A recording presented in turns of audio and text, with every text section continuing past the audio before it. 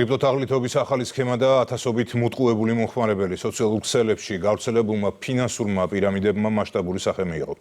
ეროვნული ბანკის საგანგებო გაფრთხილებას ავრცელებს შინაგან საქმეთა სამინისტრო კი სისხლის სამართლის გამოძიებას იწყებს. მარიამ ქართველიშვილის რეპორტაჟი. ფინანსური მახე, რომელშიც მომხმარებლები მაღალი მოგების დაპირების გამო ებმებიან. სოციალურ ქსელში ახალი თაღლითური ფინანსური პირამიდები გამოჩნდა. თაღლითობა არ არსებულ კრიპტო ბირჟებზე, კრიპტოაქტივებით ვაჭრობის ყალბის სქემები. შეთავაზებები Facebook გვერდებზე და დახურულ ჯგუფებში ვრცელდება. ეროვნული ბანკი მოქალაქეებს საკუთარი თანხის დაბანდებამდე ფულის დაკარგვის რისკების შეფასებისკენ მოუწოდებს. თავარი მიზანი არა ბიზნეს საქმიანობაში ან მომგებიან აქტივში თანხის ინვესტირება, არამედ სქემაში რაც შეიძლება მეტი ახალი მონაწილის ჩართვა და ამ გზით თანხების მოზიდვა. სწორედ ახალი მონაწილეებიდან მოზიდული თანხებით ახდენს სქემა მისი ძველი მონაწილეებისთვის თითქოს და ბიზნეს საქმიანობიდან მიღებული მოგების გადახდას. როგორ მუშაობს ახალი ფინანსური პირამიდა, როდის კარგავენ დაბანდებულ თანხას მომხმარებლები, საბოლოოდ კი რა იწვევს სისტემის კრახს.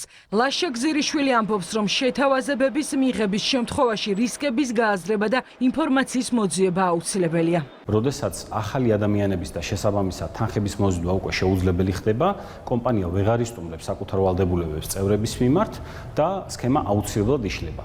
ასეთ დროს მომხმარებლებს დაბანდებული თანხის უკან გატანაზე ხშირად უარსებუნებიან, მათ შორის ტექნიკური მიზეზით. უფრო მეტიც, ხშირად დაბანდებული თანხის უკან მისაღებად დამატებითი თანხის გადახდასაც კი თხოვენ. კარგად მოიძიეთ ინფორმაცია კომპანიის საქმიანობის, მისი სანდოობის და გადახდის უნარიანობის შესახებ. ბოლო ორ თვეში ეროვნულმა ბანკმა მომხმარებლები რამდენჯერმე გააფრთხილა. ახალმა თაღლითურმა სქემამ მიზანში სამუშაო მაძიებლები ამოიღო. ამ სათაურით კი საინფორმაციო მიმართვა გაავრცელეს საბანკო ასოციაციაში.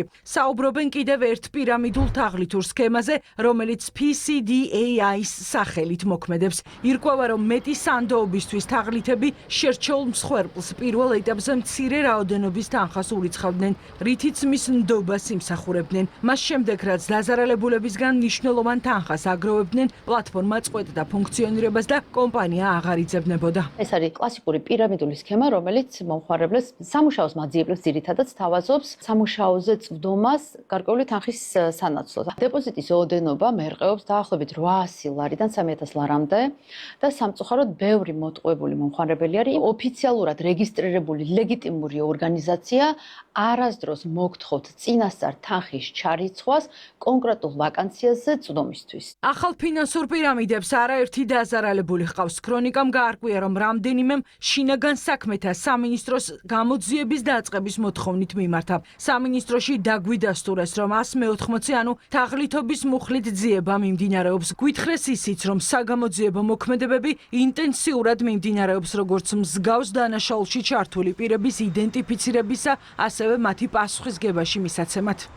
ბოლო წლების ერთ-ერთი ყველაზე მსხვილი ფინანსური პირამიდების ავტორების საერთაშორისო გამოძიება მამხილა. Plus Token უმსხვილესი ფინანსური პირამიდა იყო, მას 2018 წლიდან აპლიკაცია WeChat-ში არეკლამებდნენ. ინვესტიციის შემდეგ ყოველთვიურ მოგებას პირდებოდნენ. სქემაში 4 მილიონი ადამიანი იყო ჩართული. თაღლითური სქემის 82 წევრი დააკავეს. OneCoin-ის ფინანსური პირამიდის დამაარსებელს ეძებს ამერიკის ფედერალური სამსახური. საერთაშორისო გამოძიებამ გაარკვია, რომ ბულგარელი რუჯა იგნატოვას თაღლითური სქემის შედეგად ინვესტორებმა 5 მილიარდ დოლარამდე დაკარგეს. პირამიდაში კი 3 მილიონ ადამიანამდე იყო ჩართული.